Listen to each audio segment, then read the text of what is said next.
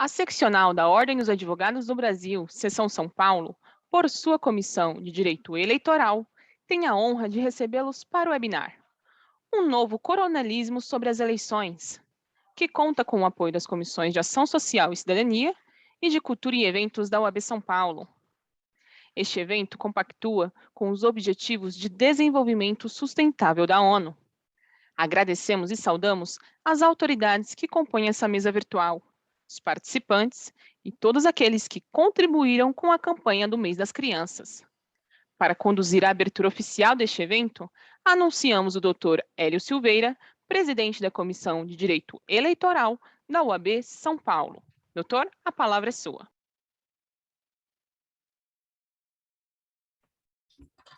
Boa tarde a todos e todas. Agradeço aqui a participação de todos que se inscreveram aqui para o nosso evento de hoje, dessa sexta-feira, dia 24 de setembro de 2021. Temos hoje a honra de receber aqui o Bruno Paes Manso, que é pesquisador do Núcleo de Estudos de Violência da Universidade de São Paulo, é jornalista, escritor, e que vai conversar aqui conosco hoje sobre esse novo coronelismo que pesa sobre as eleições, cada vez mais presente. E temos aqui, para participar dessa conversa com o Bruno, o Dr. Luiz Carlos dos Santos Gonçalves, procurador regional da República, que foi procurador regional eleitoral por 2 períodos no TRE de São Paulo, junto ao TRE de São Paulo, uma das pessoas com mais larga experiência e conhecimento no âmbito do direito eleitoral, que eu acho que tem uma boa contribuição aqui hoje nessa conversa. A Daniele Galvão, que é advogada criminalista, mestre e doutora também, assim como o Luiz Carlos, pela nossa Faculdade de Direito do Largo de São Francisco, membro da conselheira seccional da OAB de São Paulo, e também vai participar aqui do nosso evento. E daqui a pouco nós teremos a presença também da mestre e doutora Gabriela Araújo, que integra a Comissão de Direito Eleitoral, Direitos Humanos, e é uma ativista da questão da defesa da participação feminina, também estará conosco.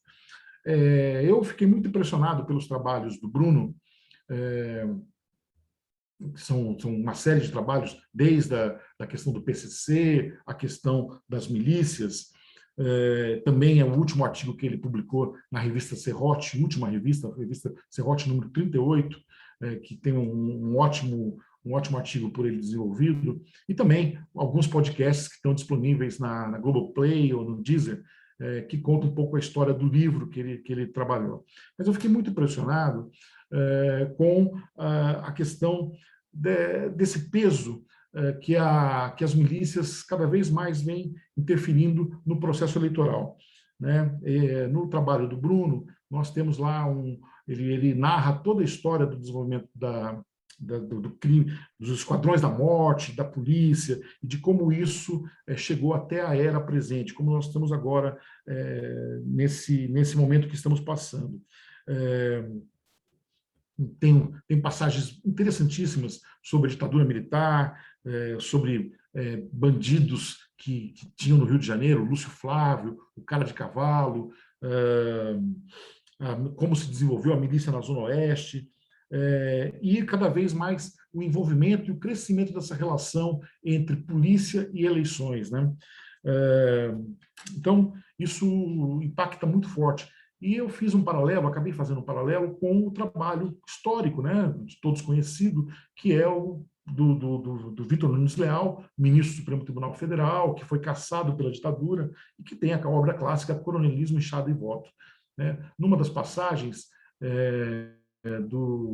dessa obra importantíssima para nós, sobre os municípios e sobre o poder dos coronéis, há lá uma passagem em que Vitor Nunes Leal tenta demonstrar a dificuldade que era romper esse poder histórico dos coronéis sobre a política nos municípios e desse jogo engendrado com as elites políticas, vamos assim dizer, né, dessa convivência mútua, e o Vitor Nunes Leal demonstra alguma esperança em relação à Revolução de 30, mais especialmente à reconstitucionalização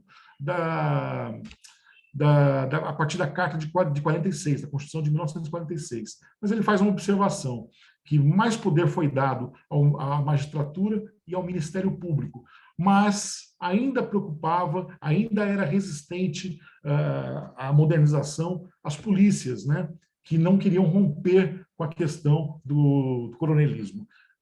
Isso me pareceu muito curioso, porque logo alguns anos depois nós vamos encontrar na narrativa histórica do Bruno, no início do trabalho do Bruno, todo como se foi desenvolvendo essa atuação dos esquadrões da morte, dessa retórica, desse exercício da violência.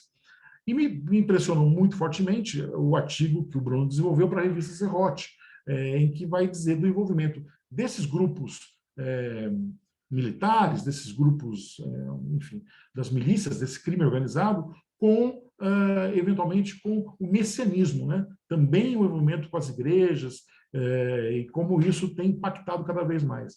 É um tema de capital importância. Assim como nós fizemos um encontro com o Eugênio Butti, que trabalhamos com a questão das big techs no processo eleitoral, da democracia, agora nós conversamos com o Bruno a respeito dessa outra ponta, né? que é como vamos resistir a esse processo, como vamos enfrentar esse processo das milícias cada vez mais presente nas eleições. Né? Então, eu convido todos que conheçam a obra do professor Bruno, conheçam os trabalhos que ele tem desenvolvido, escutem o podcast, mas antes disso, eu gostaria de passar a ele a palavra, essencialmente, para que nós possamos iniciar os debates na tarde de hoje. Muito obrigado, Bruno, pela disponibilidade de participar conosco aqui, e a palavra está contigo. Obrigado, Hélio. Eu agradeço o convite. Um prazer estar falando com todo mundo aqui. Boa tarde, Luiz Carlos, Daniele, a Gabriela daqui a pouco entra e a gente vai bater esse papo. Achei o tema interessante, né? Ainda mais dessa questão do ponto de vista eleitoral. Vou tentar ser breve aqui. Talvez falar de 3 aspectos principais, né? Primeiro, vou falar de Rio de Janeiro e São Paulo, de algumas características da organização criminal nos territórios e nesses locais, e depois tentar refletir um pouco sobre essa questão eleitoral e por que de alguma forma, isso acabou preocupando e fazendo a gente pensar a respeito do que aconteceu depois de 2018, com o ocaso da Nova República, né? Então, primeiro, assim, como o Hélio disse, né, eu comecei pesquisando, na verdade, comecei pesquisando os homicídios em São Paulo, né, o crescimento dos homicídios, depois a redução dos homicídios em São Paulo. Essa foi os meus temas de mestrado e doutorado. E nesse processo eu comecei escrevendo sobre o crescimento dos homicídios. Entrevistei muitos matadores no final dos anos 90, quando São Paulo tinha uma taxa de homicídios muito grande. E eu fui fazer mestrado e doutorado tentando explicar por que ele crescia há 40 anos e provavelmente continuaria a crescer. Eles me falaram sobre os ciclos de vingança que aconteciam nos bairros periféricos. Então, uma morte provocava múltiplas mortes, porque o amigo do que morreu tentava revidar e iniciava-se ciclos de vingança incessantes. E eu fui muito tentar desenvolver essa tese a partir de 2001, explicando um pouco esse efeito multiplicador dos homicídios nos territórios. E eis que, ao longo de 20 anos, os homicídios caem em São Paulo, todos os anos, e São Paulo se torna proporcionalmente o estado com a menor taxa de homicídios do Brasil, e a capital, que é uma das mais violentas do Brasil, também se torna a menos violenta do Brasil. Esse processo, ao mesmo tempo que eu testemunhei, né, afinal, fez a minha tese virar de cabeça para baixo, né, porque começou a cair fortemente, ao mesmo tempo eu observava assim, grandes iniciativas do poder público para organizar isso. E foi a partir daí que eu comecei a pensar a respeito do PCC, e eu acho que principalmente desse processo de profissionalização e criação de protocolos no crime, que permitiu, a partir das prisões, uma organização que garantiu aos integrantes da cena criminal de São Paulo se tornarem mais profissionais, menos conflituosos e, por isso, ganharem mais dinheiro e diminuírem os riscos de prisão e de morte num crime que se profissionalizou. Isso é um pouco, a partir daí eles vão para as fronteiras, começam a vender drogas para outros estados, no atacado, eles acessam o mercado atacadista de droga, distribuem drogas para diversos estados, inicia-se uma série de conflitos entre gangues locais, o homicídio é exportado de alguma forma, ou vai acontecer principalmente na região norte e nordeste do Brasil, ao mesmo tempo que São Paulo reduz muito nesse processo de distribuição de drogas, de uma um vigor da cena de tráfico de drogas em outros estados, junto com a venda de armas, que faz uma série de conflitos locais, com gangues locais versus gangues externas, elevarem a taxa de homicídio. Tudo isso a gente escreveu no livro do PCC, eu e a Camila Nunes Dias, que escreveu o livro comigo, professora da UFABC, e a gente acabou de escrever o livro em 2018. Eu imaginava que ia ser um tema importante da campanha presidencial, não foi, porque fomos atropelados por esse fenômeno Bolsonaro, do Jair Bolsonaro, que pegou todos de surpresa, pelo menos no primeiro semestre de 2018, eu era incapaz de imaginar que ele iria para o segundo turno, né? Então, não fazia parte das variáveis políticas de muita gente, né? E ele acaba sendo eleito, e a partir daí o editor da Todavia, o Flávio Moura, me chamou para escrever sobre o Rio de Janeiro e tentar desvendar um pouco e mergulhar um pouco nas milícias. E aí foi esse projeto que eu fiz ao longo de 2019 e publiquei em 2020 o livro que é a República das Milícias. Qual que é a grande diferença? Esse é um aspecto interessante, a partir de um paulista caindo de paraquedas no Rio de Janeiro, né? Então, é um livro escrito com esse olhar do estrangeiro, né? Que conhece uma cena há muito tempo. Eu sempre prestei muita atenção na cena do Rio, mas não deixava de ser um estrangeiro caindo no local e tentando entender um pouco a dinâmica de lá. Quais são algumas características do crime no Rio de Janeiro que diferem de São Paulo? Primeiro, existe um papel do controle territorial muito forte, do controle territorial armado muito forte, que aqui em São Paulo não tem. Lá, desde os anos 80, com a formação do varejo da venda de drogas no Rio, esse varejo está muito vinculado ao domínio territorial, até porque os mercados consumidores no Rio são muito próximos dos morros, né? Então, o consumo é feito na compra nos morros, ao passo que em São Paulo você tem uma circulação do vendedor e do comprador muito maior. Muitos vêm vender no centro, no bar, você pode comprar de bico e tudo mais. O domínio territorial nunca foi um aspecto estratégico, né, da cena criminal aqui em São Paulo, além de você ter uma outra história de periferias e tudo mais. Mas no caso do Rio, esse papel do controle territorial é muito forte. Eles começam a fazer esse modelo de negócio varejista a partir dos anos 80, a partir dos anos 90, você tem uma corrida armamentista nos morros com a chegada dos fuzis, tornando o problema muito maior. Esse papel do território, então, é um aspecto importante. E um outro aspecto muito fundamental é a histórica relação da polícia do Rio de Janeiro com um dos crimes mais bem organizados e mais próximos de uma máfia que existe aqui no Brasil, que é o jogo do bicho, né, que tem, desde os anos 60, um papel estratégico na relação com as Forças Armadas, na relação com as polícias, tanto como informantes, né, eles, desde a época da República do Estado Novo, né, seguindo Getúlio Vargas, passando durante a ditadura militar, os apontadores do jogo de bicho, por estarem espalhados por todo o território, enquanto a polícia militar ainda estava aquartelada e a polícia civil era a grande estrutura da segurança pública de lá, eles tinham um papel de informação muito grande, os X9, né, os ganchos, né, aqui em São Paulo. E essa relação sempre foi muito próxima, além do que havia um olho de vidro, né, por parte da polícia para eles ganharem dinheiro nesses territórios e pagar uma certa mesada, né,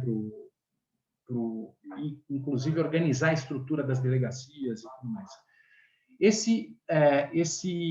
Essa relação se estreitou e se diversificou, inclusive, durante o tráfico de drogas, que era, de alguma forma, visto como grande inimigo. Então, os policiais mesmos usam esse termo de que a relação com o bicho sempre foi um pecado venal, enquanto o pecado mortal era se vender ou receber o arrego do tráfico de drogas, né? Você teve uma certa condescendência com isso. Isso, de alguma forma, vai ter desdobramentos, principalmente a partir dos anos 2000, quando o Rio de Janeiro já vive, é uma cidade com muito medo, uma cidade conflagrada, com tiroteios de balas de fuzil, que não adianta nem você esconder atrás da porta do carro no túnel Rebouças ou atrás da parede, porque o fuzil fura essas superfícies, né? Uma cidade muito traumatizada.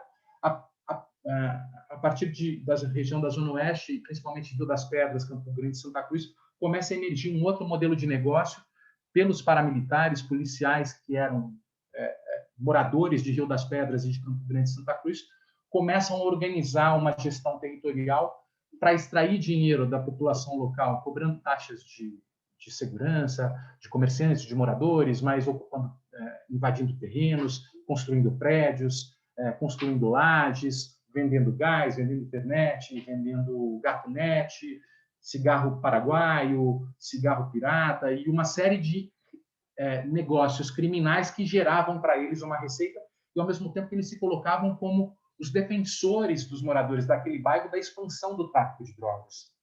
Isso acabou tendo uma certa legitimidade, colou e se expandiu muito rapidamente, né? Até pela relação histórica que já tinha com as autoridades e que, de alguma forma, ficavam aliviadas, né? De alguma maneira, conseguir organizar, como muitos políticos falaram no começo das milícias de autodefesas comunitárias, um processo que aconteceu em outras regiões da América Latina. Isso saiu do controle, né? Principalmente depois de 2016, isso foi evidente com as sucessivas crises fiscais e políticas do Rio de Janeiro, prisão de Sérgio Cabral, prisão de Pezão, conselheiro do Tribunal de Contas, presidente da Assembleia Legislativa, como se as instituições políticas e democráticas ruíssem, né? E aí essas forças que existiam nos territórios mostraram todo o seu rigor, né? E algumas pessoas que eu entrevistei usaram uma metáfora que eu achei muito interessante, e aí já rolando de alguma forma com coronelismo em chave e voto, que é como se o Rio de Janeiro fosse uma espécie de Game of Thrones, eles me disseram, né? Com vários territórios, com donos de morro ou reis, né? Brigando entre si, numa fase pré-republicana, né? Como se o Estado moderno não tivesse alcançado por lá, né? Então, eu acho que você tem uma cena que, de alguma forma, esse paralelo com o período da República Velha, que o Vanderlei descreve no livro dele, eu acho que é um paralelo interessante. O Gabriel Feltran, já é um cientista político, já vem discutindo isso também, que, inclusive, no episódio 4 da República das Milícias, o entrevistado fala literalmente isso, né? E eu até desenvolvo um pouco a partir da entrevista que esse morador do Complexo do Alemão me dá. Você tem também uma fase com um Estado muito frágil, pré-republicano praticamente, nessa relação dos coronéis com os governadores e com os prefeitos biônicos e tudo mais. Os coronéis eram as grandes forças, se juntavam com os jagunços para defender os seus feudos, né, seus pequenos feudos, e a resistência diante dessa política autoritária, né, e patrimonialista dos coronéis, que eram pequenos feudos, pequenas cidades, a resistência acabou sendo o cangaço que também, de forma violenta, tentou bater de frente com o sistema na época, produzindo uma sociedade muito violenta, né? Mas uma sociedade pré-moderna, praticamente, né? Com vários feudos, pequenos feudos, donos dos seus próprios exércitos, né? Cobrando seus impostos, como se fosse uma fase pré-republicana. E isso, de alguma forma, se transforma no Brasil urbano, né? O Brasil deixa de ser um país rural, 85% das pessoas vão morar nas cidades, e você cria bairros e cidades inteiras, são milhões de pessoas vivendo em cidades inteiras, com uma presença muito frágil do Estado, né? E no Rio de Janeiro isso é especial, né? Com o surgimento dessas tiranias armadas que oprimem todos os moradores desses bairros em defesa dos seus próprios interesses criminais, né, para lucrar mais, e a lei do silêncio é imposta, uma opressão pesada, né, como até no podcast ficou muito claro, conversando com os moradores desses lugares. O Rio de Janeiro, até a gente discute democracia, mas eu brinquei que a gente tem 700 Coreias do Norte, né, no Rio de Janeiro, porque é uma tirania pesada, né, os moradores contam, é impressionante. E você tem, ao mesmo tempo, o crime, né, uma espécie de cangaço repaginado, né, que bate de frente com esse sistema que no discurso dos criminosos é um sistema opressor. O mote do crescimento do PCC foi um pouco esse discurso, né? Quando tinha muitos homicídios em São Paulo, eles começaram a partir dos anos 90, começo dos anos 2000, falar, gente, a gente está se matando, irmão tem que parar de matar irmão. O crime fortalece o crime, o nosso inimigo é a polícia. Vamos virar essa chave. E a partir de um discurso antissistema, né, eles começaram a criar uma espécie de mote para a profissionalização da cena do tráfico de drogas. Isso é muito complicado em diversos aspectos, porque, principalmente diante desse domínio e desse controle territorial no Rio de Janeiro, você tem uma dificuldade muito grande de surgimento de políticos ou de quadros que se oponham a esse estado de coisas, porque não tem para quem pedir socorro. Você não tem como contar com o apoio da polícia, você não tem como contar com o apoio das instituições, porque, de alguma forma, estão todas se relacionando com esse status quo geral do Estado, né? Então, você não tem condição de fazer campanha nesses lugares, você não tem condição de ver candidatos de oposição surgindo, e você tem, ao mesmo tempo, cada vez mais pessoas eleitas para os parlamentos e nos executivos também, com afinidades com esses grupos, né? Em São Paulo, eu acho interessante que começa a surgir um quadro muito preocupante também, eu acho que já vem de uma década, mais ou menos, que é, depois desse grande crescimento profissional do PCC, diante desse salto de escala da venda de drogas por parte do PCC, eles começaram a entrar no dinheiro grosso, né? Como não acontecia quando eles ficavam centrados no varejo da droga. O varejo da droga não dá dinheiro e tem muito custo, né? Desde a propina para a polícia até os conflitos e tudo mais. Já o atacado da droga, você entra numa outra escala, né, de negócios. Isso fez com que houvesse muito dinheiro circulando. Agora eles estão acessando o Porto de Santos, outros países, eles estão entrando, virando um player internacional, né, com muito dinheiro para ser lavado e esquentado. E já houve uma movimentação detectada aí por algum. O Gilberto Natalini é uma figura muito interessante que vale a pena ouvir, um vereador aqui de São Paulo, já mapeou isso muito bem, que é justamente a forma como eles estão lavando dinheiro a partir do investimento disso, por exemplo, em áreas protegidas ambientalmente, no Grajaú, na Serra da Cantareira, na construção de condomínios que depois são aprovados, porque muitas vezes na Grande São Paulo eles conseguem eleger vereadores que propõem projetos de lei para anistiar esses condomínios que muitas vezes são usados para lavar dinheiro, e faz com que essas pessoas entrem na economia formal e esse dinheiro do crime vai entrando para a formalidade e tendo um outro tipo de relação com as campanhas e com a política e tudo mais. Então, eles vão, de alguma maneira, ao contrário do que acontecia antigamente, de que o traficante favelado era aquele que era o grande inimigo público das cidades, né, visto com muito medo,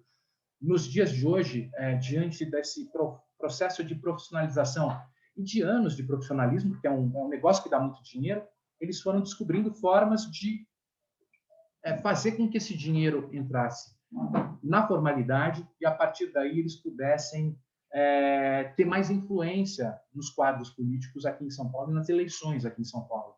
E, diante das restrições, inclusive, que existem de financiamento de campanha, esse dinheiro do crime, de alguma maneira, está aí para financiar candidatos no Caixa 2 que precisam ser eleitos, né?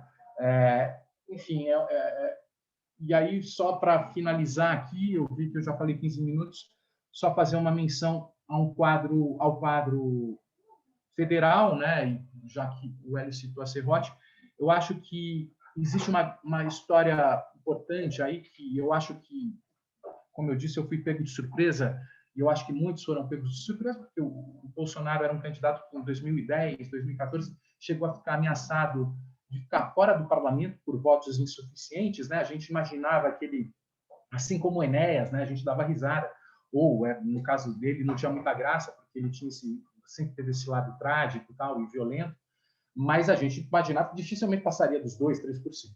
Eis que ele, em 2018, tem 60 milhões de votos, né? Então, mais do que o Bolsonaro, interessa muito assim, por que 60 milhões de pessoas acreditaram nesse discurso, não viram como um representante, né, em 2018. E eu acho que tem uma coisa muito importante para a gente pensar no Brasil, e aí já perpassando um pouco a história, tanto zona rural como zona urbana, que é decorrente da fragilidade do Estado, da fragilidade das instituições democráticas, que, de alguma forma, nunca foram capazes ou nunca tiveram condições de estabelecer uma espécie de ordem nos territórios onde governam, né? E, diante disso, você sempre teve uma sensação muito presente das populações que vivem nesses lugares de vulnerabilidade, de desordem, né? E de medo de desordem, né? O medo do crime nas grandes cidades sempre foi muito presente, sempre foi um tema muito importante nos anos 70, 80 e 90. E, diante desse medo, da imprevisibilidade, da desordem e da sensação de vulnerabilidade, o discurso da violência, de alguma forma, mais do que um problema, se torna uma solução, porque a violência passa a ser ligada à ordem.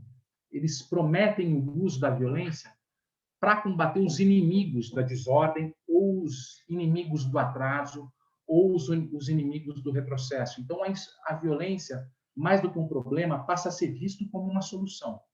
Então, quando você não acredita na política, a guerra, a destruição do inimigo, ou a eliminação do inimigo, ou de alguma forma, fazer com que o inimigo não haja, ou que você possa colocar seu projeto em voga, né? Acaba sendo uma sinalização de esperança, né? Então, muitas vezes, esse discurso da guerra diante de 2018, crise política, crise fiscal, recessão pesada, histórico de corrupção na Nova República, todo mundo descrente na política, o Brasil numa depressão coletiva, surge alguém com esse discurso da guerra contra a corrupção, da guerra contra a desordem, a guerra contra a ideologia de gênero, a ditadura gay, que quer acabar com a família. De alguma forma, passou a fazer sentido um discurso fácil para um problema e para uma população que estava desesperançada, né?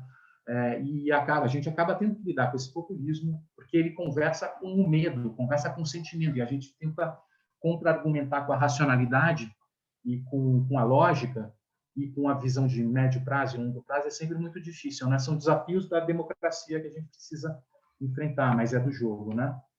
Bom, deu aqui meu tempo, já até estendi um pouco mais. Não, Bruno, foi ótimo, foi uma grande exposição aí sobre o cenário de o que éramos, o que era o Brasil, a dificuldade do Brasil e como estamos hoje também em dificuldade, né?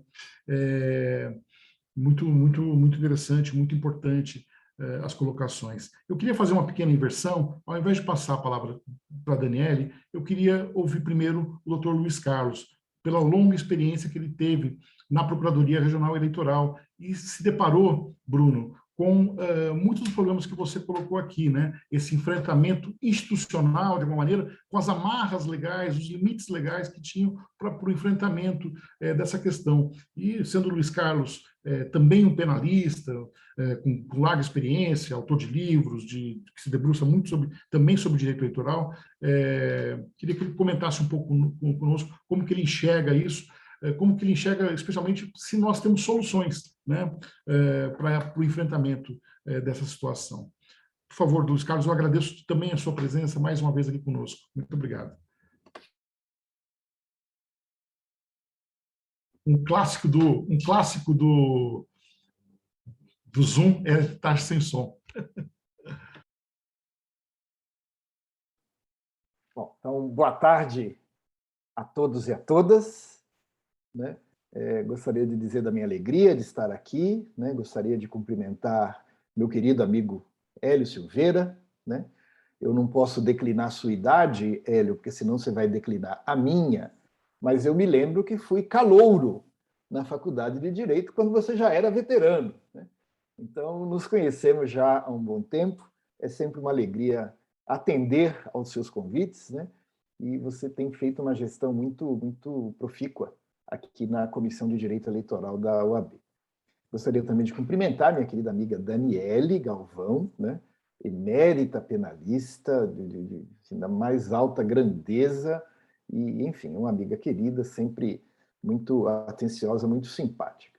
E queria, né, o Bruno eu não conhecia, né, mas eu passei a conhecer ouvindo o podcast, né, República das Milícias, e eu queria aqui enfaticamente recomendar a todo mundo que ouça, porque eu fiquei muito impactado, né, não só pelo conteúdo, né, que é impactante, mas pela qualidade, né? Esse tempo não passa, você ouve aquilo e realmente entra num estado alfa, porque a produção é de excepcional qualidade, enfim, um trabalho de primeira grandeza, eu queria recomendar a todos. Então, um prazer conhecê-lo, Bruno. Bom, eu fui procurador regional eleitoral aqui de São Paulo e, portanto, chefe do Ministério Público Eleitoral, né, de 2018 a 2020, e depois de 2016 a 2019. Então, eu extraí dessa experiência várias conclusões, mas duas eu queria destacar aqui, porque eu acho que elas são pertinentes para essa nossa conversa. A primeira constatação que eu cheguei é que eleições são ganhas pelo poder econômico. O poder econômico ganha as eleições, né? Ideologicamente, isso me desconforta, porque eu sou um entusiasta, né, da política, eu sou entusiasta da participação popular, eu sou entusiasta da igualdade de todos e todas na política, da igualdade das mulheres, da igualdade das pessoas negras, dos gays, dos indígenas, enfim. A minha visão ideológica do mundo é uma visão da democracia como uma festa inclusiva. Mas o que pude observar ao longo desse meu período é que o critério decisivo para o êxito eleitoral é o poder econômico. E preciso dizer até de um certo desencanto, né? Foi algo que eu aprendi, foi algo que eu não sabia, porque eu constatei que o poder econômico era igualmente influente, tanto nos partidos da chamada direita, quanto nos partidos da chamada esquerda. Isso foi uma das coisas que mais me surpreenderam aí ao longo dessa minha experiência. Então, só para exemplificar, né, de um fato já antigo, mas que foi muito, muito marcante para a minha época, eu fiz um levantamento, né, de quais eram os principais financiadores dos candidatos eleitos para a Câmara de Vereadores de São Paulo, numa eleição antiga, e eu cheguei à conclusão que um sindicato patronal tinha financiado a campanha de 2/3 dos vereadores eleitos, de todos os partidos, né, sem nenhuma clivagem ideológica. Aquele sindicato tinha financiado as pessoas que tinham sido eleitas. Era até um financiamento ilegal, no meu modo de ver, extrapolava os limites da lei, mas, enfim, o resultado foi esse, né? Então, desde então, eu tenho posto reparo nessa característica das eleições. Eu falo de São Paulo, que foi aqui a minha experiência, mas eu não duvidaria em indicar que isso é válido também Brasil afora, né? É certo que o Supremo Tribunal Federal, até numa ação promovida pela Ordem dos Advogados, proibiu as doações empresariais, né? Um remédio, até meu ver, mais amargo do que necessário, né? Eu era favorável a que houvesse um limite fixo para doações de pessoas jurídicas, e não que fosse simplesmente feita a proibição de qualquer doação. Mas o Supremo fez proferiu essa decisão e, portanto, o financiamento se tornou, pelo menos num primeiro momento, uma questão de primeira grandeza para todos os candidatos. Claro que isso foi mitigado, né, pelo uso ampliado do fundo partidário e depois pelo surgimento do Fundo Especial de Financiamento das campanhas eleitorais. Mas, enfim, a posse de dinheiro, a disponibilidade de dinheiro sempre foi um elemento decisivo para o êxito eleitoral. A segunda constatação que eu me permiti fazer, né, vinda da minha experiência, e até, Bruno, o começo do terceiro episódio do podcast, eu acho que ilustra isso de uma maneira brilhante, né? Falando do Rio de Janeiro, e coloca a simultaneidade, né, concomitância, né, do surgimento da bossa nova, né? E, portanto, seria o lado A, né? Ao passo que, enfim, em muitos rincões ali da cidade havia o lado B, que é esse lado, né, do crime, da milícia, da organização criminosa, da polícia que mata e tudo aquilo. Na minha experiência, isso é muito válido em São Paulo. Extremamente válido em São Paulo, né? Eu percebo que a gente acaba circulando, acaba tendo relações, acaba tendo proximidades, acaba tendo um discurso, né, que eu chamo o discurso da Vila Madalena. Podia ser o discurso de Pinheiros. Mas São Paulo não é a Vila Madalena, São Paulo não é Pinheiros. São Paulo é Sapopemba, São Paulo é São Mateus, São Paulo é Parelheiros. E em todos esses segmentos, né, não é apenas o poder público que não chega lá com presteza, com eficiência, com o que seria necessário, mas um certo discurso também não chega. A minha impressão é que são lugares com uma cultura própria, com uma cultura autônoma, no qual que não foram bafejados, talvez, por essa experiência tão formadora, né, que nós tivemos, o Hélio teve, eu tive, né, de, na juventude, lutarmos contra o regime militar. Né? Então, não sei se de alguma maneira é uma visão preconceituosa minha, pode ser que sim, mas o que me parece é, por exemplo, os índices de criminalidade na periferia de São Paulo são uns, ao passo que os índices de criminalidade na Vila Madalena são outros. Os equipamentos públicos dos bairros favorecidos são de uma natureza, e nos bairros desfavorecidos não há equipamentos públicos, ou há poucos, ou não há equipamentos culturais. As escolas, mesmo as escolas públicas, de bairros favorecidos, têm uma qualidade, e dos bairros desfavorecidos têm outra. E, portanto, que essas comunidades acabassem tendo visões próprias, buscando soluções próprias, né, que podem ser contrastantes com essas que na Vila Madalena e em Pinheiros a gente pensa, né? Essa foi a segunda conclusão muito forte. Então, por exemplo, a questão do medo do crime, né? Muita gente fala, não, é o medo do crime assolado por programas de televisão sensacionalistas, sem dúvida. Mas se a gente pegar os índices de crime desses bairros e comparar com os índices de crime de outros bairros, nós vamos ver que há um substrato material para esse temor maior num lugar e menor no outro.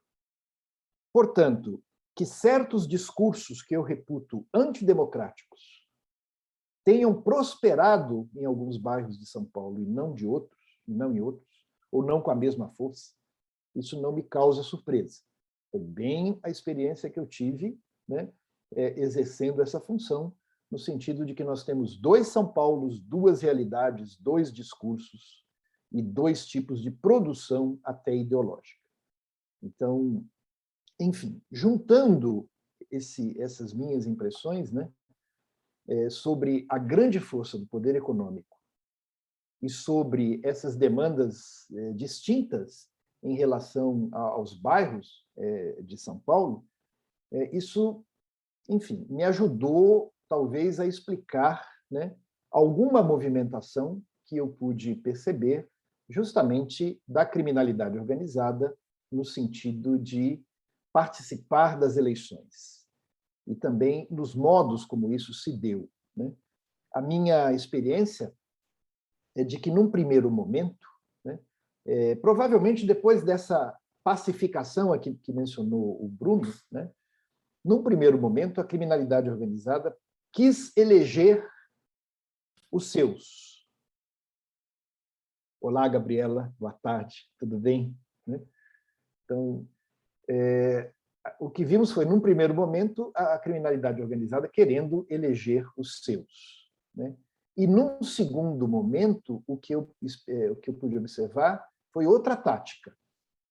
Ao invés de querer eleger os seus, o crime organizado passou a financiar candidatos que ou faziam acordos ou aceitavam, sem muitos questionamentos, esse dinheiro e, enfim, algum tipo de compromisso.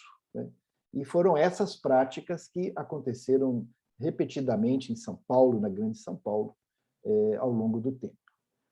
Eu termino essa minha breve fala dizendo da absoluta insuficiência de meios institucionais e legais para pôr cobro a essa situação.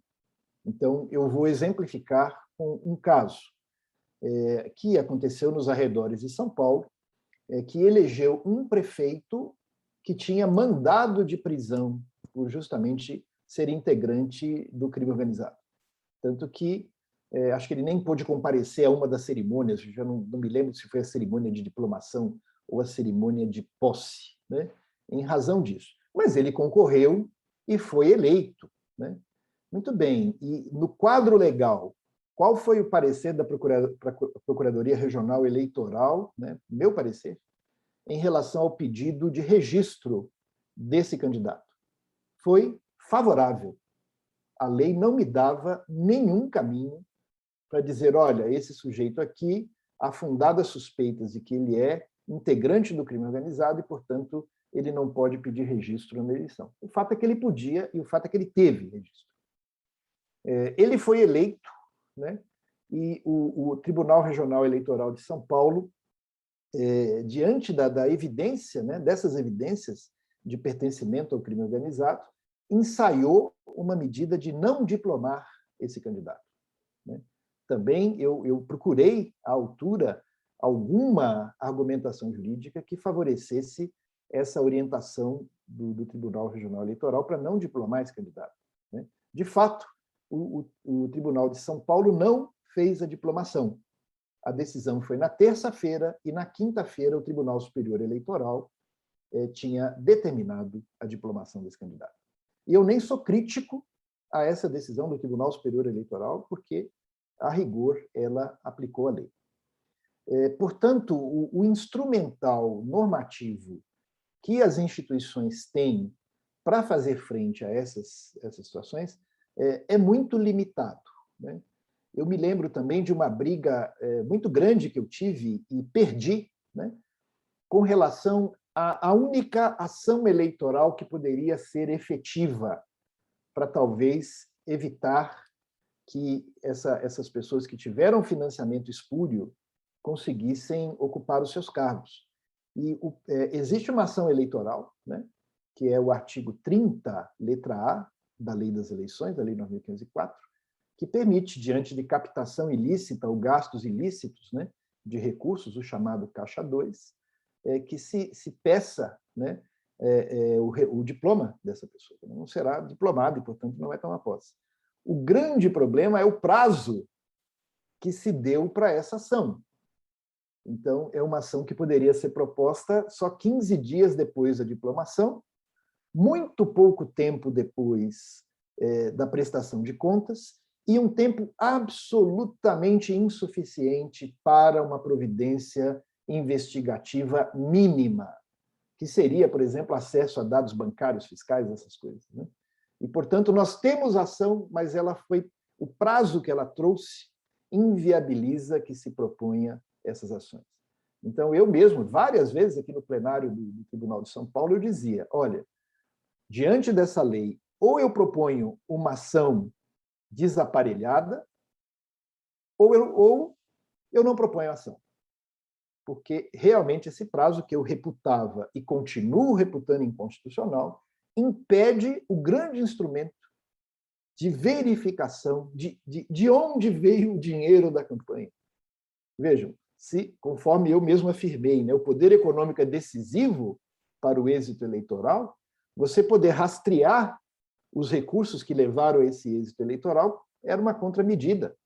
Mas o prazo previsto é um prazo absolutamente incompatível para qualquer investigação decente. Lamentavelmente, esse prazo, o Supremo falou, olha, isso é colegislativo, não vejo elementos de inconstitucionalidade, e agora, no projeto de novo Código Eleitoral, esse prazo permanece, né, 15 dias. E, portanto, o que eu quero dizer é o seguinte, né, como chefe do Ministério Público Eleitoral que fui, né, sempre vi com atenção esse fenômeno. Eu entendo que esse fenômeno da criminalidade organizada nas eleições é um impeditivo para aquilo que eu considero que seria a democracia plena, né, de cada segmento social, de cada liderança, de lideranças distintas, de gêneros distintos, de identidades distintas, se apresentarem ao eleitorado com alguma chance de êxito. Mas eu quero, enfim, de público dizer que os instrumentos legislativos que poderiam ser aptos a talvez enfrentar essa situação são muito tímidos, quando não absolutamente insuficientes. Enfim, era esse o pequeno depoimento que eu queria trazer aqui. Muito obrigado, né, a todos e todas. Importantíssimo depoimento, Luiz Carlos, muito importante essa experiência que você narra para nós aqui. Eu, de alguma maneira, participei dessas situações na condição de advogado e sei bem todas as dificuldades que nós encontramos ali no calor das eleições. Eu quero brevemente aqui mencionar a assistência, os colegas que estão acompanhando esse webinar. Agradeço a participação e a presença do Dr. Alberto Rolo, do Alexandre de Souza, do Fábio França, da Fátima Miranda, da Fernanda Garcia, do Flávio Henrique Costa Pereira, do Luciano Caparrós dos Santos, que é também do Movimento Combate à Corrupção Eleitoral, do Marcelo Andrade, do Marcelo Melo Rosa, do Marco Hirschmann, da Marisa Amaro, do nosso amigo, membro da comissão, Ricardo Penteado, Rubens Bessac, professor Rubens Bessac, da Virgínia Mesquita, e de todos que estão aqui participando nessa tarde conosco. É um desafio também dos advogados de pensar alternativas para o país. Eu acho que seria, a gente não pode nos amesquinharmos em apenas entender aí os meandros dos limites legais para as atividades, mas de pensar soluções, né? De pensar alternativas e como podemos imaginar daqui para frente, como que a gente pode solucionar toda essa dinâmica, esses problemas que o Bruno Paes Manso tão bem elabora na sua pesquisa, a experiência que o Luiz Carlos nos reportou aqui, e para pensar um pouco, nos ajudar a ter as impressões do que foi dito nessa tarde e tal, eventuais soluções. Tinha um programa que falava assim, vamos sair da crise, né? Como que a gente sai da crise, Daniele Galvão? Muito obrigado pela sua presença. Também já cumprimento a chegada aqui da Gabriela Araújo, que daqui a pouquinho eu passo a palavra para ela. Dani, como que a gente sai da crise? Bom, essa é a pergunta, dizem que tem uma pergunta de 1 milhão, né? Eu vou dizer que essa é a pergunta dos 10 milhões, assim. Cumprimentar todas e todos, na sua pessoa, Hélio, né, como nosso presidente, e também dizer ao Bruno e Luiz Carlos e Gabriela que eu estou muito feliz de participar dessa mesa e de ouvi-lo, especialmente o Bruno, Gabriela e Luiz Carlos, a gente tem debatido em outros eventos. E dizer, eu não tenho essa resposta, na verdade eu tenho mais inquietações do que respostas para esse tema, né? Eu ouvi, assim, atentamente, poderia ouvi-los a tarde toda sobre o tema, é um tema que eu gosto muito, e pensando, assim, como uma estudiosa da parte criminal, não temos só um problema social, né, de controle, de pagamento, por exemplo, de taxas que já deveriam ser, ou de serviços que deveriam ser já diretamente prestados pelo Estado, mas nós temos um problema criminal que também ultrapassa a questão das eleições. Então, quando o Bruno fala de um dinheiro do tráfico de drogas reinserido na sociedade e esse dinheiro eventualmente passa a financiar outras atividades e também as eleições, a gente está falando de lavagem de dinheiro. Então, o crime organizado passa a ter atividades lícitas que, às vezes, não relacionadas àquela atividade ilícita. Então, o dinheiro sujo passa a integrar a sociedade, né, uma atividade lícita, e, eventualmente, os lucros dessa atividade lícita podem vir a financiar candidatos ou outras atividades ilícitas, e isso fazer um círculo do dinheiro sujo para financiamento das campanhas. Então, passa também, a discussão também passa pela lavagem de dinheiro. E, para mim, a discussão também passa não só por controle territorial, que eu concordo muito com o Bruno nessa questão do Rio de Janeiro ser mais visível e até ser um fenômeno social até mais, que acontece com mais frequência, do controle da territorialidade, mas da questão da impedir o voto, impedir a propaganda eleitoral e a própria compra de votos. Então, não só o exercício de uma atividade da criminalidade organizada no sentido de oprimir, ameaçar aquela população que está vivendo sobre aquele território, né? Mas também para evitar que terceiros que não vinculados a uma atividade ou não vinculados a uma ideia daquela milícia ou daquele grupo organizado contraponham as suas ideias. Então, a impossibilidade, por exemplo, tem relatórios do Tribunal Regional Eleitoral do Rio de Janeiro dizendo sobre várias denúncias, inclusive que foram captadas pelo Disque Denúncia, no sentido de que candidatos que não eram apoiadores ou financiados ou candidatos do próprio, considerados da milícia ou do crime organizado, não conseguem entrar em determinados territórios para fazer campanha. Então, a gente está falando também não só de uma atuação da criminalidade organizada na parte financeira, mas numa impossibilidade de realização de campanha eleitoral. E não só da campanha. Tem outros estudos também do Rio de Janeiro, e eu achei isso bem interessante, no sentido de que alguns grupos recrutam pessoas e exigem que os moradores de determinadas regiões se dirijam a determinado local com as suas identidades e seus títulos de eleitor para justamente, a partir daquele momento, serem monitoradas qual a opinião política ou qual o apoio. E aí, isso me chamou muito a atenção, porque no momento que nós estamos, né, discutindo fake news, controle das mídias sociais, tirar perfis do ar, você pensar num crime organizado não só como financiador de determinados candidatos, isso é uma realidade, o Luiz Carlos traz isso com primor, mas também o crime organizado oprimir a opinião política. Então, a gente está em determinados bairros ou determinadas regiões da cidade discutindo democracia, discutindo estabelecimento das instituições, discutindo se eu posso ou não posso, se determinado discurso é liberdade de expressão não ter, ou não é liberdade de expressão, ou se isso acaba ofendendo a honra de alguém, enquanto em outras regiões sequer é possível se manifestar apoiando ou desaprovando determinados candidatos, porque acaba tendo uma represália, inclusive de ameaça física, com uma questão de violência física, né?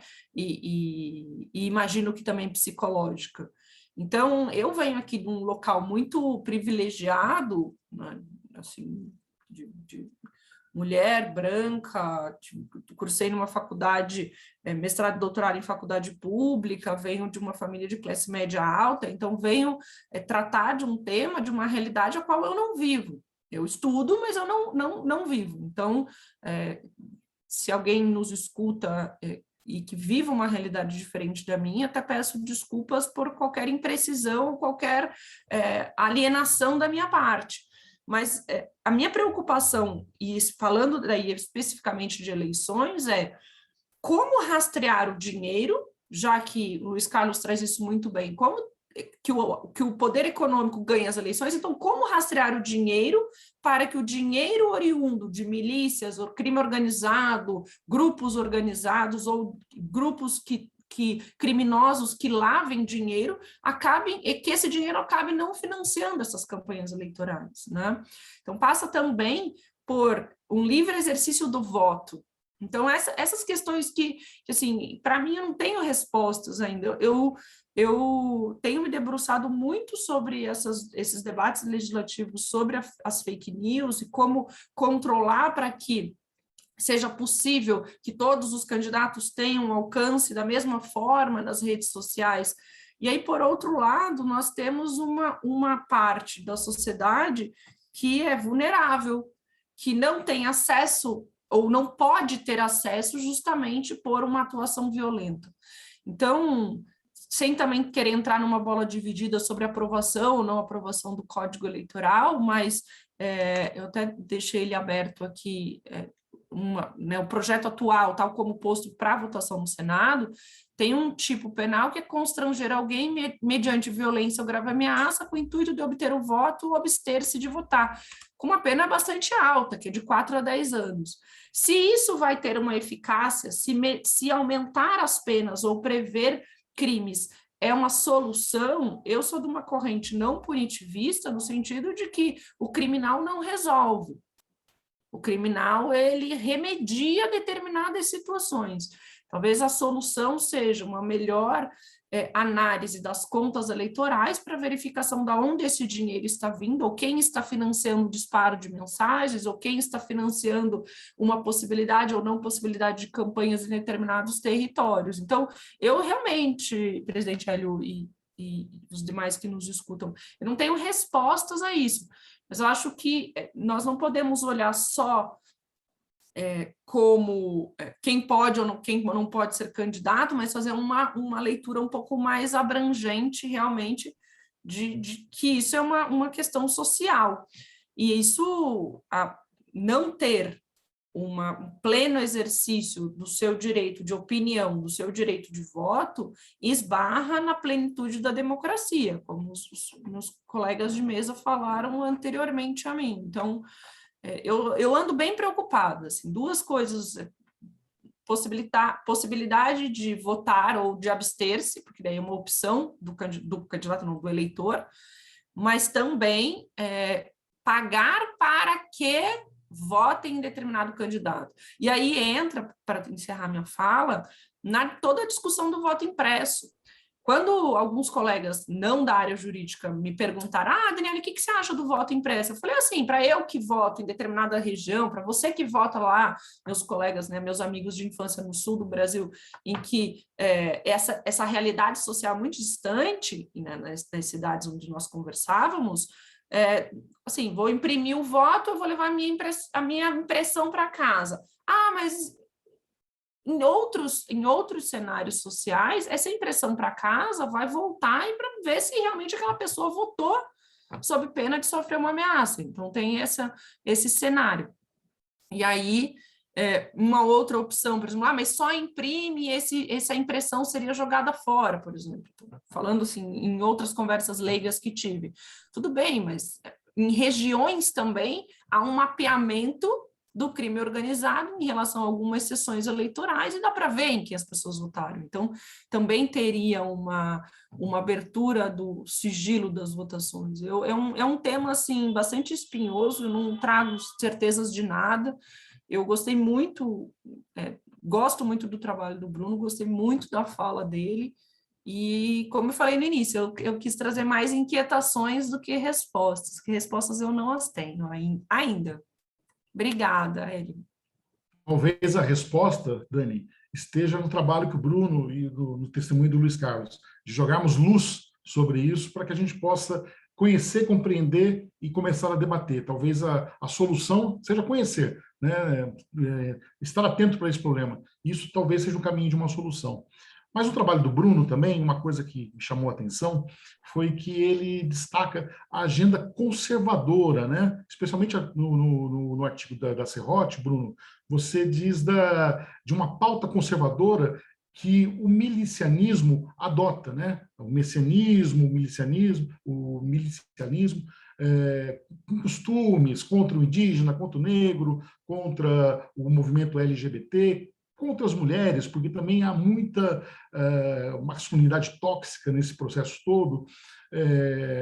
Então, eu queria também pensar, e ontem mesmo, essa semana, foi aprovado um projeto de emenda constitucional em que prevê o maior aumento de participação de negros e mulheres no processo eleitoral. Então, eu queria convidar a Gabriela para conversar um pouco conosco, se ela enxerga aí talvez um caminho numa mão inversa, e a gente ampliar a participação dos setores minorizados, vamos dizer assim, para que a gente possa ter uma resposta. Não sei se usei a expressão correta, são tantos temas que a gente tem que se habituar aqui, como diz o Luiz Carlos, a gente de uma outra, eu mais velho que ele. Então, estamos aprendendo também, estamos em desconstrução. Então, Gabi, eu agradeço a presença, queria escutá-la e depois a gente vai retornar para o Bruno. Vamos lá. Obrigada, presidente. Primeiro, eu gostaria de cumprimentá-lo mais uma vez e agradecer pelo convite para participar dessa webinar tão rica, né? Cumprimentar o Bruno, nosso convidado especial também. Li o seu livro, maravilhoso, ouvi alguns dos podcasts. O Luiz Carlos, que já é um grande amigo, né, e um aliado da causa das mulheres, das minorias, das diversidades. A Dani Galvão, nem preciso falar. Gente, eu estou aqui super informal, porque estão entre amigos, mas o pessoal que está nos assistindo é bom porque eles sabem do carinho que a gente tem entre nós também, vamos quebrando as formalidades. Eu nem sei, na verdade, eu vou começar dizendo que eu não sei muito bem o que eu estou fazendo aqui, porque eu falei para ele, Hélio, por que você está me chamando para essa live? Porque não é muito a minha especialidade, né? E ele falou, não, eu quero que você fale um pouco sobre a perspectiva das mulheres, né? E como eu fui uma das que sofreram, inclusive, preconceito de colegas meus, por ter participado do movimento Ele Não, eu acho que, enfim, talvez eu tenha um pouquinho aqui a contribuir pelo lado de como o conservadorismo e como o preconceito acabou alçando figuras, e aí, desculpa, gente, eu vou ter que falar de uma figura que é hoje nosso atual presidente, como o Bolsonaro e como o bolsonarismo, e eu acho que o Bruno acaba tratando um pouco disso também na obra e nos podcasts dele. Porque e a gente passou aí por anos de governos progressistas, até o Luiz Carlos, eu estava ouvindo, eu não estava com o vídeo aberto, mas eu ouvi todas as falas, o Luiz Carlos comentou, olha, tanto da esquerda como da direita, os problemas que a gente vê, e a gente viu que a gente teve governos progressistas que não conseguiram ir a fundo nessa questão da democracia paritária, da inclusão, né, e das reformas de base de fundo para que a gente evitasse esse retorno desse conservadorismo que está acontecendo no Brasil, não é uma exclusividade do Brasil, infelizmente, a gente vê isso também nos Estados Unidos, vejamos o caso lá do Trump e de tudo isso mais. E a gente percebe que o que as pessoas diziam que eram pautas identitárias, o que é um engano também, porque não é pauta identitária, é questão de inclusão de grupos que são maiorias sociais, mas são minorizados politicamente, como isso não é frescura, como isso não é uma causa tangencial, como a luta não é de classes, né? Mas é uma coisa que envolve tanto a questão da inclusão econômica, social, política e de diversidade, né? E a gente viu que fenômenos como o Bolsonaro e como milícias crescem muito em cima de preconceito e de ódio a maiorias sociais, mas minorias políticas, que é o caso das pessoas negras, a gente vê essa questão do racismo, e eu acho que o Bruno pode comentar um pouco como os milicianos são, na maioria, homens brancos, né? A gente vê que no tráfico de drogas, a gente vê Desculpa, Bruno, talvez eu esteja invadindo um pouco o seu campo de pesquisa, tá? Não é minha área de pesquisa, mas eu até... A gente constata muito, pelo que a gente vê um pouco na televisão e de entrevistas, que a gente percebe que no tráfico de drogas, os marginalizados, os excluídos, estão ali, né, que são soldados do tráfico que estão excluídos do campo do trabalho formal, são a maioria jovens negros. E nas milícias é o contrário, a gente vê os milicianos como homens brancos. Então tem aí também uma divisão racial que está ligada ao classismo também.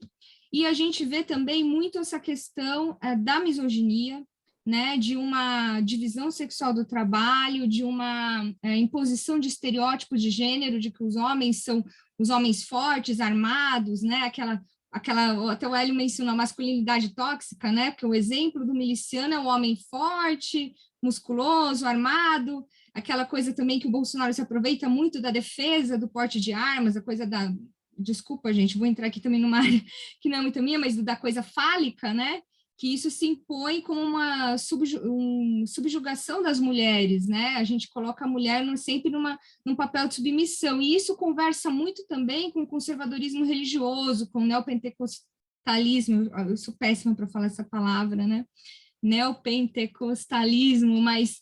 E que liga muito ao Talibã, assim, a gente vê, até ouvi uma entrevista recentemente, não quero me apropriar de falas alheias, mas alguém disse recentemente, em algum jornal, eu li a entrevista, não me lembro, peço desculpas aqui, dizendo que as milícias brasileiras equivalem ao Talibã afegão, porque elas crescem em cima da misoginia, né, do racismo, do classismo, da questão de o homem branco privilegiado que não quer abrir mão dos seus privilégios, e aquele conservadorismo religioso dos costumes, de que as mulheres têm que ser submissas, contra a liberdade sexual, né? Então, eu acho que, na verdade, eu estou muito parecida aqui com a Dani nas minhas reflexões, eu estou levantando alguns problemas que eu verifico, mas sem a propriedade que o Bruno tem aqui, mas de constatar, assim, muito superficialmente, Bruno, peço desculpa se eu estiver falando alguma besteira, mas que eu sinto quando eu vejo a questão do crescimento das milícias muito ligadas ao conservadorismo religioso também, ao neopentecostalismo e a resistência aí de uma parte da sociedade que não aceita essa democracia paritária, não aceita a diversidade, não aceita que os papéis atribuídos aos gêneros e às classes sejam quebrados, esses papéis horríveis, né, que foram tradicionalmente construídos em cima de um regime patriarcal, escravocrata e oligárquico. Então, eu acho que é um pouco... Eu queria muito te provocar para você comentar esse tema com a sua propriedade de pesquisas, que eu acho que você até já mencionou um pouco sobre isso, muito tangencialmente no seu livro, e, se eu não me engano, até você comenta, por que mataram Marielle, né? Tantos vereadores que a gente teve no Rio de Janeiro que contestaram as milícias, que contestaram o sistema, o próprio Marcelo Freixo, mas por que a Marielle incomodou tanto? Por que Marielle Franco incomodou tanto? Porque aquela juíza também, agora não me lembro o nome, do Rio, que foi assassinada também, incomodou tanto, e por que a gente não vê exemplos de homens que tenham gerado esse tipo de incômodo na milícia ao ponto de eles se exporem, matarem um parlamentar, matarem um juiz, matarem um promotor, né, em praça pública, como fizeram com mulheres. Então, existe aí esse fator que acaba alimentando as milícias, e isso acaba também alçando parlamentares, políticos, pessoas que crescem em cima da pauta dos costumes, das tradições, da família conservadora, e aí vindo aqui para o nosso lado do direito eleitoral, que nós aqui somos especialistas em direito eleitoral, a gente tem diversos projetos de lei tentando combater isso, Bruno, no sentido de, por exemplo, no caso do Bolsonaro, que foi eleito presidente da República, ele tinha antes, como parlamentar, cometido violência política de gênero em pleno ambiente legislativo contra uma parlamentar, com uma colega dele, que é a Maria do Rosário, falando que não a estupraria porque ela era muito feia, não sei se vocês se lembram disso, e ele não chegou a perder o mandato por quebra de decoro, né? E a gente tem projetos de lei hoje que não sei se a gente vai conseguir passar, mas que dizem o seguinte, olha, a violência política de gênero enseja quebra de decoro parlamentar, não precisa ter deliberação, não precisa ter nenhum tipo de votação, é um caso explícito de quebra de decoro parlamentar, ou a violência política contra a mulher, como é o caso que a gente tem visto muito crescente nos parlamentos, deputados, vereadores que foram eleitos pela pauta conservadora, eles crescerem, divulgarem vídeos ofendendo colegas parlamentares, né, durante as sessões, gratuitamente, dizendo coisas muito parecidas com que essa que o Bolsonaro disse, que eu mencionei aqui, e eles não sofrem processos disciplinares, né?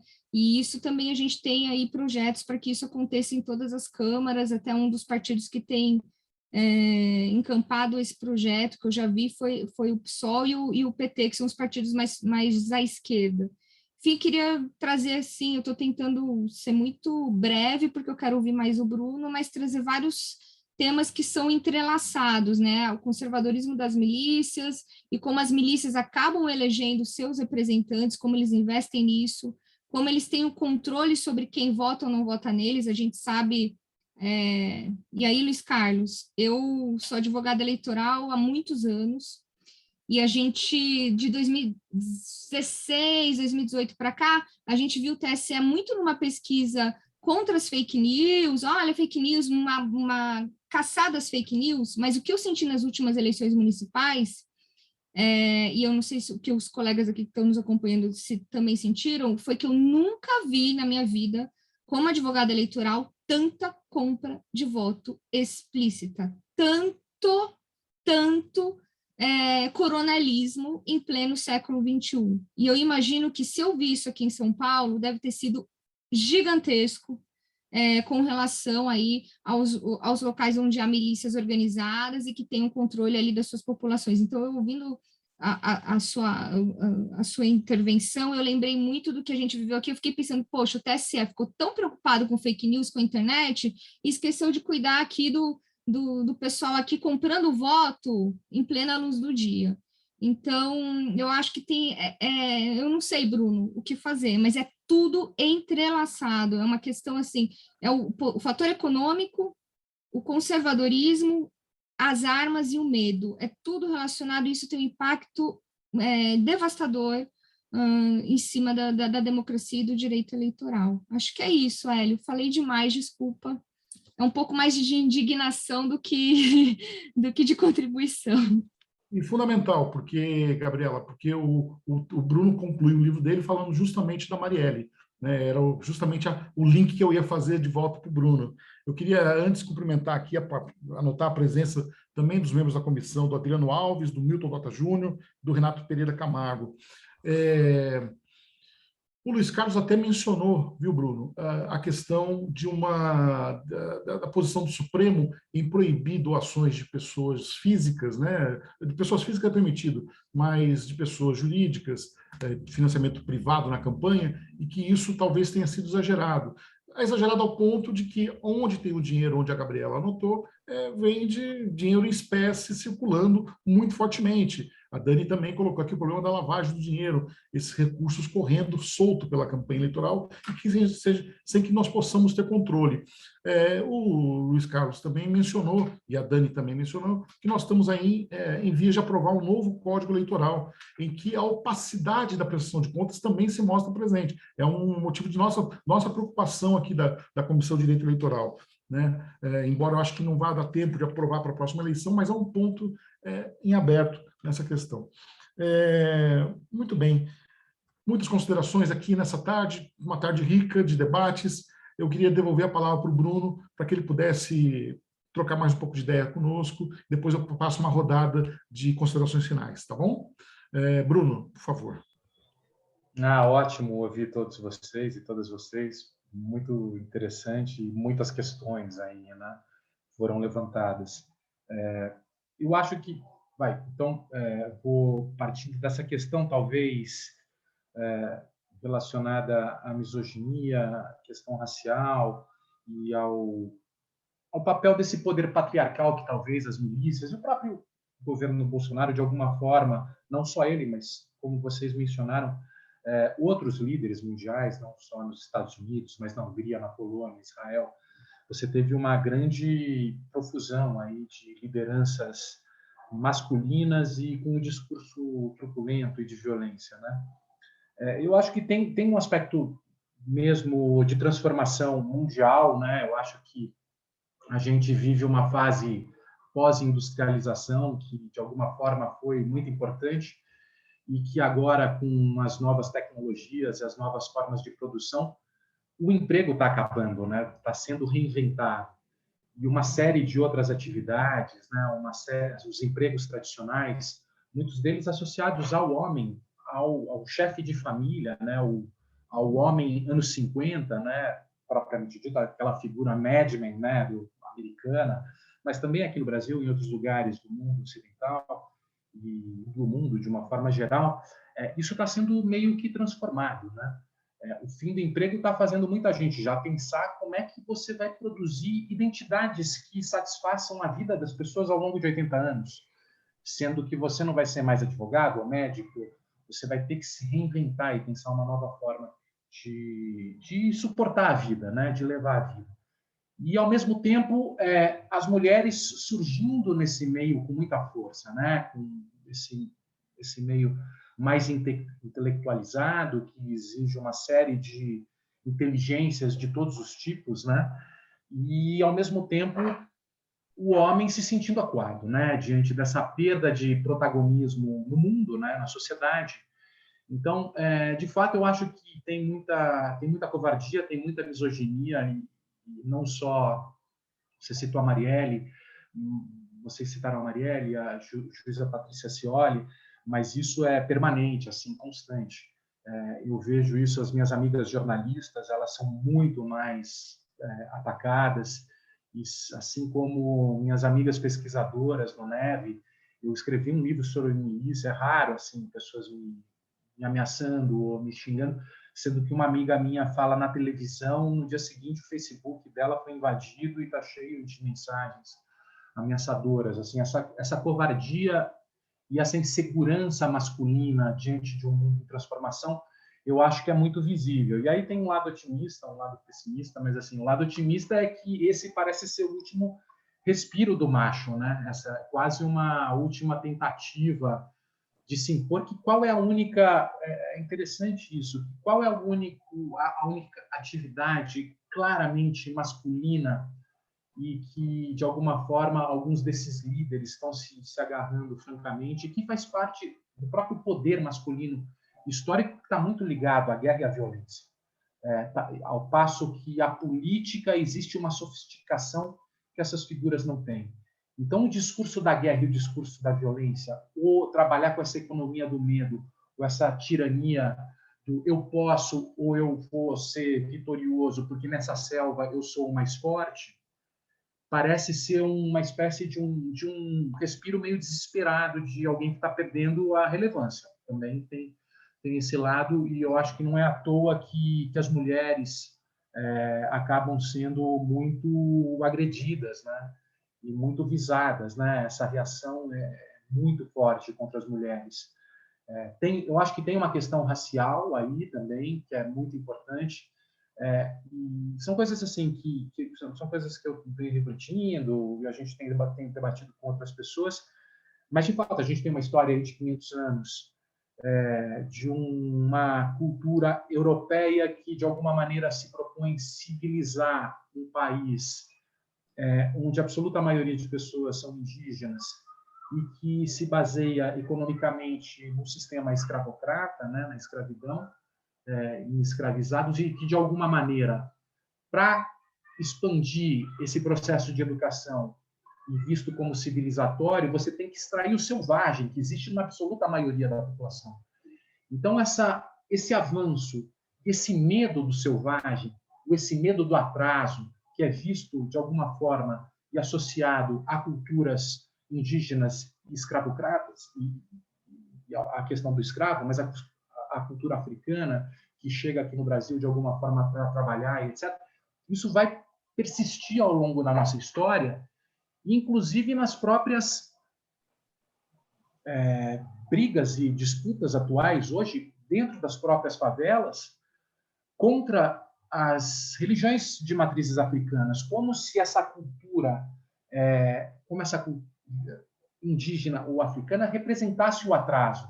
E, de alguma forma, para se modernizar, você tem que incorporar um pentecostalismo baseado na teologia da prosperidade, onde você enriquecer e consumir mais significa progresso e avanço.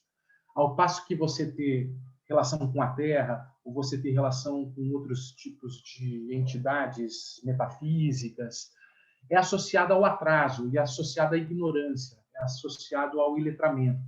Então, essa luta de um país que não conhece sua própria identidade, não olha para si mesmo, mas que quer ser uns Estados Unidos, ou que quer ser uma França, cujo objetivo é se tornar um país desenvolvido, tendo referência a um país de fora. Então, assim, como é que eu faço para virar uma França? Como é que eu faço para me tornar civilizado? Vamos matar o selvagem que existe dentro da gente. Então, uma negação permanente contra uma cultura de origem africana, cultura de origem indígena, e ao mesmo tempo,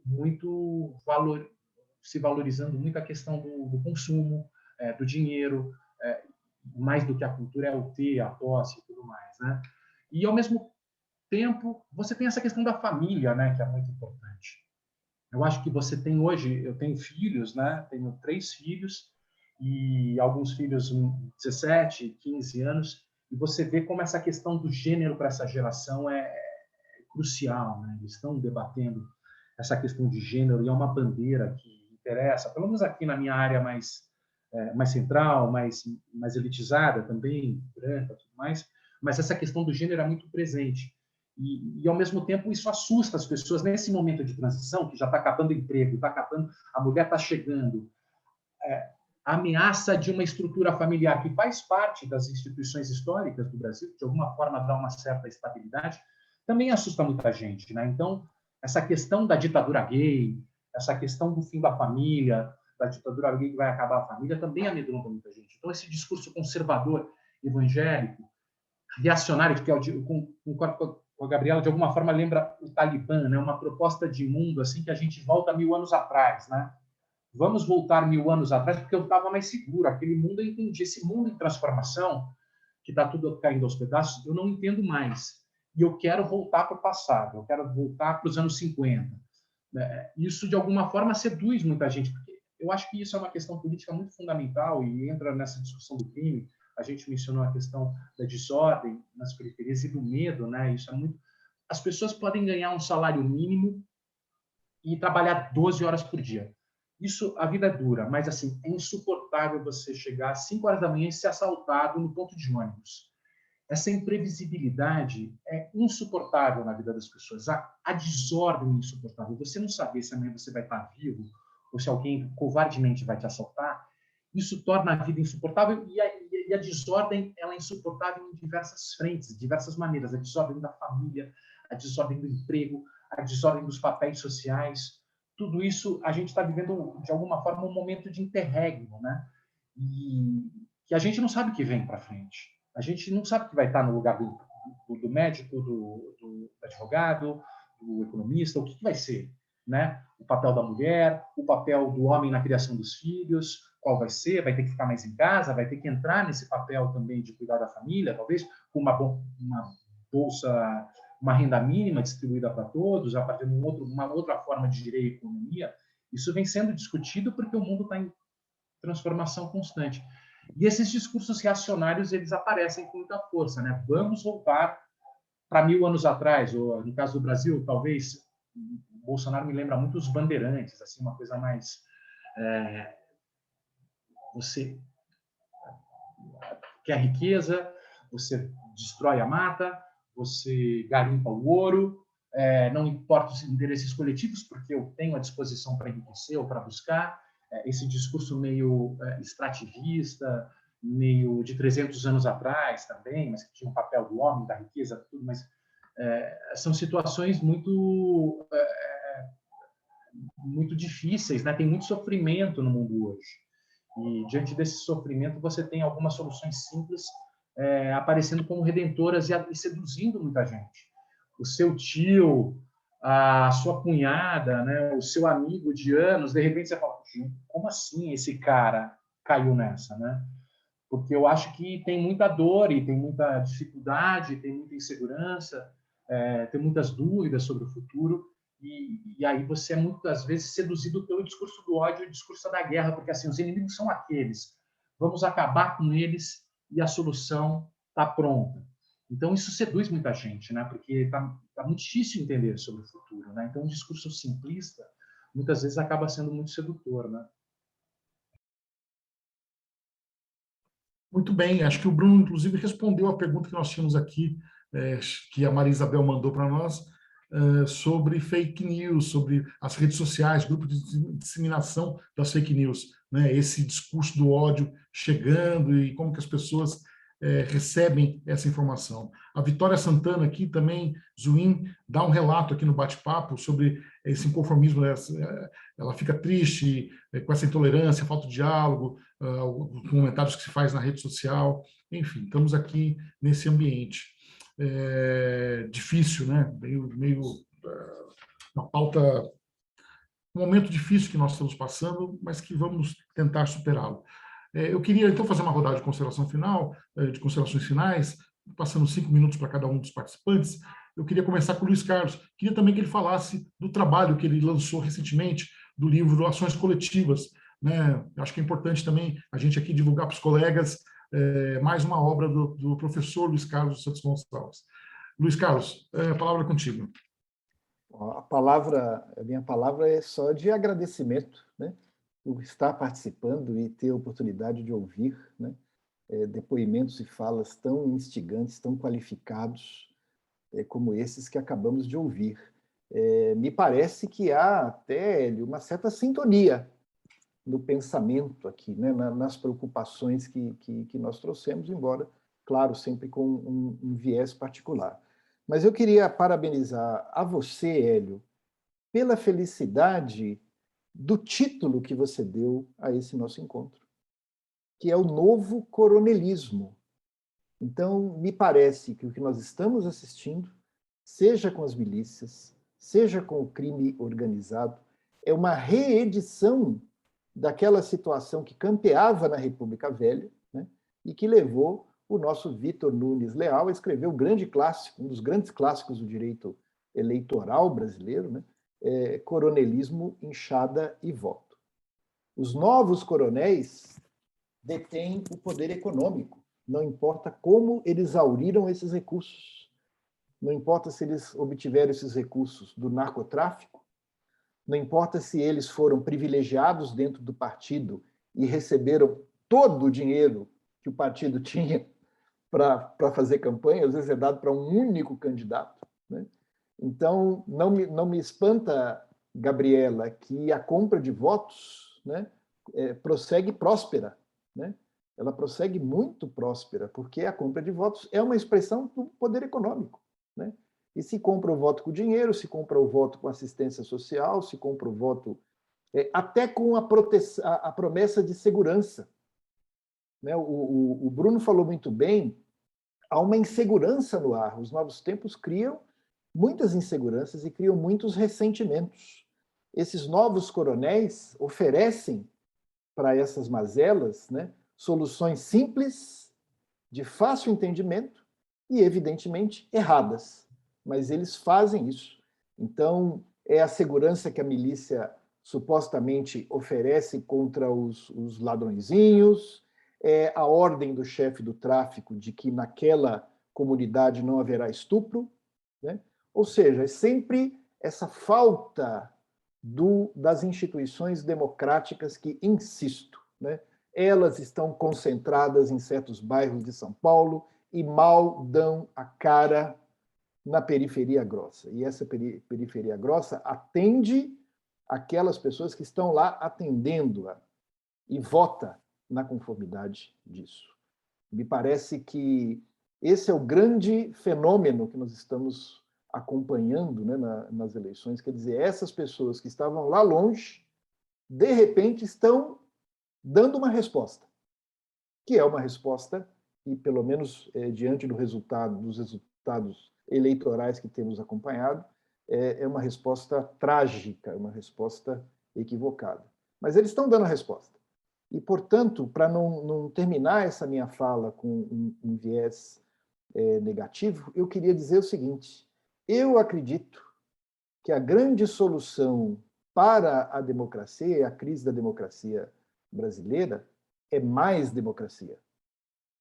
É uma democracia não apenas nominal, mas é uma democracia que consegue botar lá num bairro periférico, né, uma escola de qualidade, um posto de saúde de qualidade, um policiamento cidadão. Enfim, eu acredito que a grande resposta é o aperfeiçoamento da democracia. Só mais um comentário: o projeto de novo Código Eleitoral, a meu ver, vai muito bem no aspecto criminal. Ele, inclusive, traz um novo tipo de lavagem de dinheiro que é excepcional, é muito bom, né? Isso vai nos dar instrumentos. Infelizmente, por outro lado, ele dificulta a transparência da prestação de contas, que é justamente o que eu falei na minha primeira fala. Olha, se tem um caminho para tentar debelar essa situação, é rastrear o dinheiro. Aí vem o projeto e dificulta tremendamente a transparência e a efetividade da prestação de contas. Então, nesse particular, eu quero dizer que o projeto não foi bem. Enfim, muito obrigado a todos e a todas. E já que o Hélio pediu, né, tem aqui, ó, ações eleitorais contra o registro, diploma e o mandato, né?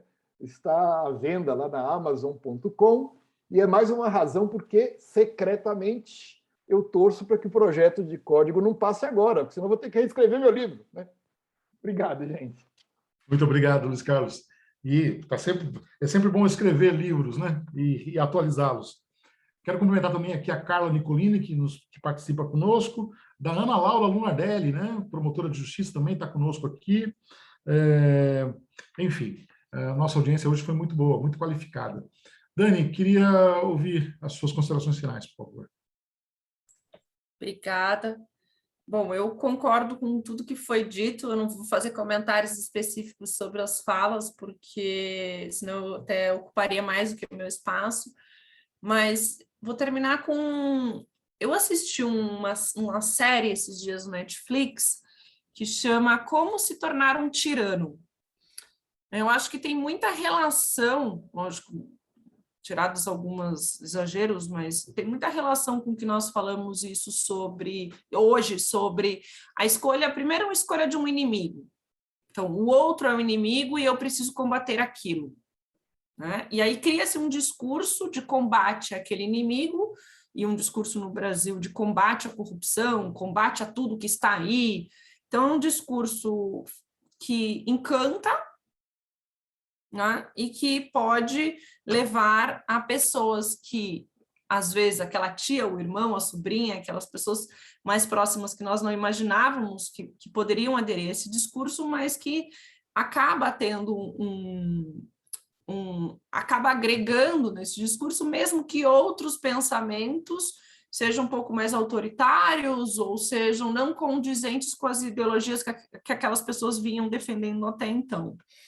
Então, isso me chamou bastante atenção no seriado, assim, de eleger um inimigo, começar com um discurso fácil e realmente enaltecer a família, enaltecer o conservadorismo e instigar a ausência de verdades. Então, você começa a descredibilizar as instituições, descredibilizar a ciência, e a partir disso começa uma derrocada realmente do apoio popular em relação à continuidade do sistema democrático. Tanto é que hoje nós vemos um avanço, um aumento de um discurso de que, se for para melhorar o Brasil, tudo bem não ter eleições, se for para melhorar o Brasil, tudo bem que determinados grupos controlem alguns territórios. Então, acho que o conservadorismo também passa por um pouco nesse sentido, dos discursos fáceis e de um aumento gradativo de apresentação de respostas que não são tão fáceis para assuntos complexos. Então, para mim, eram essas minhas considerações finais, e realmente agradecer, fazer minhas as palavras do Luiz Carlos, Hélio, que você teve, assim, a tua ideia, primeiro do evento, depois do nome, depois do convite do Bruno e das pessoas com quem eu dividi essa mesa para debater, e como eu falei, eu poderia escutá-los a tarde toda, e acho que esse assunto é daqueles que a mesa poderia continuar em outras oportunidades para esse debate. Então, realmente, parabenizar e dizer que sou fã das pessoas que dividiram essa mesa comigo. Muito obrigada. Obrigado, Dani, mas nós temos que agradecer ao Bruno, que fez a pesquisa, que desenvolveu, e aí os agradecimentos são para ele, né? A gente só teve a ideia aí de juntar algumas pontas, que ainda estão inconclusas, né? Também anotar a presença do Geraldo Agosti aqui conosco, né? E o do Lucas Bortoloso. Muito obrigado pela presença e pela participação. O Ricardo Penteado nos deve a atualização do livro dele. Muito bom, bem escrito, está precisando também atualizá-lo. Então, passo a palavra para a Gabriela Araújo, por favor. Luiz Carlos, eu estava lendo aqui o comentário do Ricardo no chat aqui do Zoom, e ele está falando que faz 20 anos que ele escreveu o livro e não consegue atualizar, tantas são as alterações, né, na legislação eleitoral. E eu, que defendi minha tese de doutorado agora de 8 de setembro, aí fui começar a procurar editora para publicar, mas meio que desisti, porque eu preciso... Agora tem código eleitoral, tem tanta coisa que eu vou ter que atualizar primeiro para procurar editora, senão não é melhor nem publicar, né? Porque a tese já está desatualizada. Imagina o meu desespero. Vocês estão preocupados com o livro, eu estou preocupada com a minha tese, que já ficou ultrapassada, mas... queria, voltando aqui, né, ao tema do debate, só fazendo uma brincadeira, queria agradecer por essa tarde tão rica, concordo muito com as intervenções que me antecederam, foi um prazer, Bruno, te conhecer também, porque, como eu já disse inicialmente, o Hélio, o Luiz Carlos e a Dani são meus amigos queridos, mas você foi a primeira vez que a gente teve, eu já te acompanhava, foi a primeira vez que a gente teve o prazer de dialogar aqui. E eu acho, assim, só para concluir, acho que uma das preocupações que ficam aí, que acho que a gente tirou daqui, foi da intervenção mesmo do poder econômico nas eleições, né? E como isso...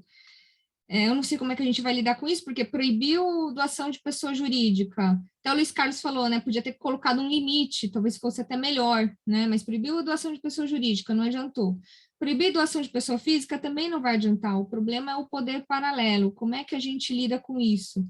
E essa questão do inimigo em comum, me parece que, apesar dessa coisa de que se fala, polarização, esquerda, direita, me parece que hoje realmente, Bruno, você clareou muito isso para mim, o inimigo em comum é a igualdade, né? É você abrir mão dos privilégios, porque a gente tem aí um status quo, um establishment que foi construído em cima de uma estrutura patriarcal escravocrata, que tem medo, né, da igualdade, do novo, tem medo assim de um mundo em que exista a igualdade de direitos entre homens e mulheres.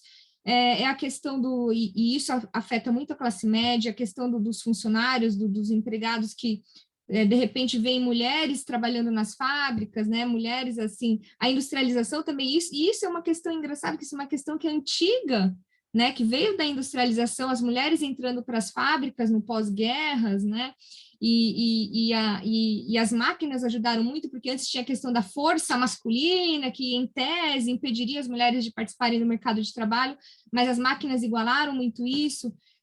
O acesso das mulheres à educação também trouxe aí essa possibilidade de ocupar a academia, ocupar a política, mas isso tudo realmente amedronta e a gente está muito atrasado, infelizmente.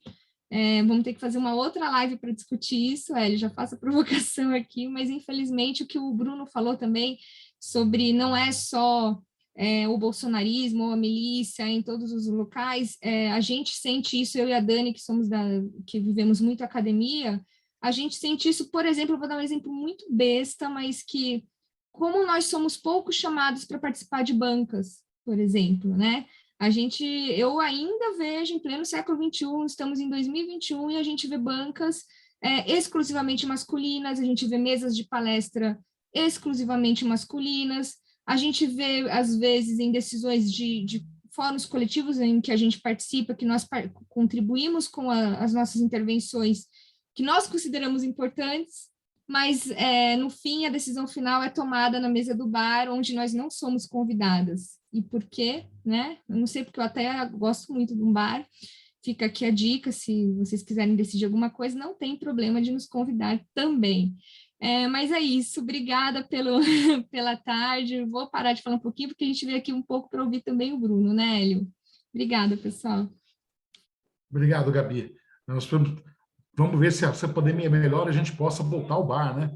Porque para voltar com as articulações, inclusive. Muito obrigado, Gabi. Passo então a palavra para as considerações finais do Bruno. Muito obrigado, Bruno, pela sua participação mais uma vez. E contigo a palavra para considerações. Eu que agradeço, Hélio, foi um prazer. Agradeço ao Luiz Carlos, a Daniele, a Gabriela, a todas e todos que tiveram presentes aí, que ouviram a gente. Também foi uma tarde muito especial. Enfim, o tema é difícil, né? Mas, enfim, foi ótimo poder trocar ideia. Eu sempre gosto de ouvir, como jornalista, né? Eu sempre gosto de ouvir mais. Tenho falado muito ultimamente, isso me cansa, um pouco até enjoado dos meus argumentos, já que muitas vezes são repetitivos nas lives que a gente participa, né? Mas, enfim, só para não acabar tão para baixo assim, né? Porque é um assunto tão pesado, eu acho que, por mais difícil que seja a situação, eu acho que aí, eu digo como jornalista, que tem um lado interessante nessa história, que eu acho que pela primeira vez a gente está se olhando no espelho, vendo a nossa cara, de verdade, né? Eu acho que veio muito ódio aí à tona, veio muito problema, a gente vai ter que lidar com isso, mas antes tinha talvez uma ideia mítica do que seria o brasileiro, alegre, que samba e feliz da vida, e a gente tem problema, claro, tem 500 anos de história aí a ser resolvidos, e talvez o fato disso vir à tona nos permita racionalizar a respeito e amadurecer, né? Para você amadurecer, você precisa olhar para dentro, né? E precisa se enxergar da forma como a gente realmente é, né?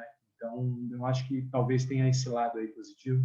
Quem sabe a gente faça tire desse limão uma limonada aí, né? E mais uma vez, obrigado e foi um prazer estar com todos e todas aqui. Muito obrigado, Bruno, muito obrigado pela participação. De fato, olhar no espelho nunca foi tão importante para que a gente possa construir soluções a partir de agora, né? E soluções que passam por maior inclusão, maior participação, uma política mais ampla, mais diversa, isso é fundamental. Quero agradecer aqui também a Fernanda, a Beth, da OAB, que nos deram suporte para a realização desse webinar, o Rian, a Danila, que sempre dão apoio para nós aqui também, nas comissões, para que a gente possa tocar esse trabalho. E já convido para a próxima sexta-feira, para o próximo webinar. Então, boa tarde a todos e a todas. Muito obrigado pela participação. Muito obrigado, Bruno. Muito obrigado, Luiz Carlos, Gabriela, Daniele. E até uma próxima vez. Um abraço imenso para vocês todos e todas. Um abração. Muito obrigado.